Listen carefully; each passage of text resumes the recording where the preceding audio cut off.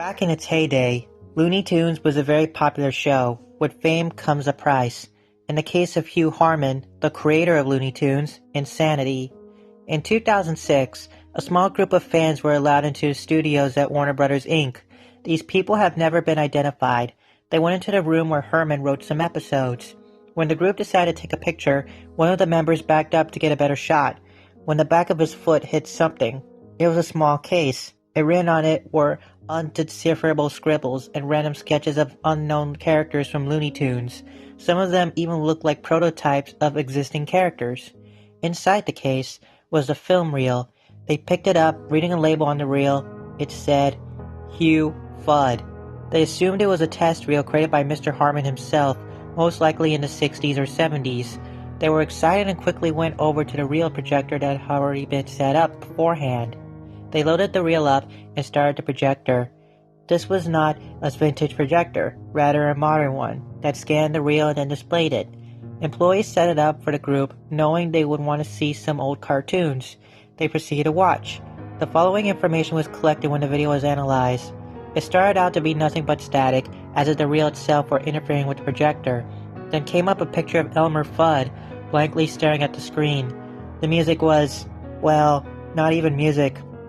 It was one continuous note with varying pitches. Elmer's eyes were bulging and more realistic than what is usually seen in these cartoons. His hat, however, was a different story. It was poorly drawn, and the colors seemed to be scribbled on. The brown color from his hat overlaps his face a bit. The video got progressively more shaky. This went on for about 30 seconds. Elmer's face quickly overtook the screen, his eyes dark red and wide pupils. The static got worse than it ever was. You could barely decipher what was happening. All that could be heard was a grown man repeatedly screaming, as if being tortured. This went on for about 30 more seconds. Then, as the screaming faded out, an image popped into the screen. It was Bugs Bunny, ribcage exposed and eyes widened out. He was screaming, hands covered with blood. The noise I heard was screaming, and it sounded as if someone put a microphone right up to the screamer's mouth.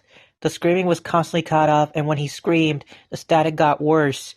One could hear the faint sounds of the blood-curdling screams of an infant. The screen went black.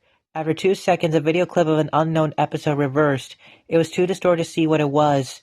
After the clip ended, a face with red eyes and red teeth appeared on the screen, accompanied by faint screaming.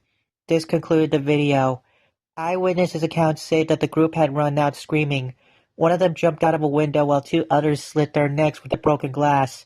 The last ran out, never to be seen again until 2007, when he robbed the studios and took the video with him.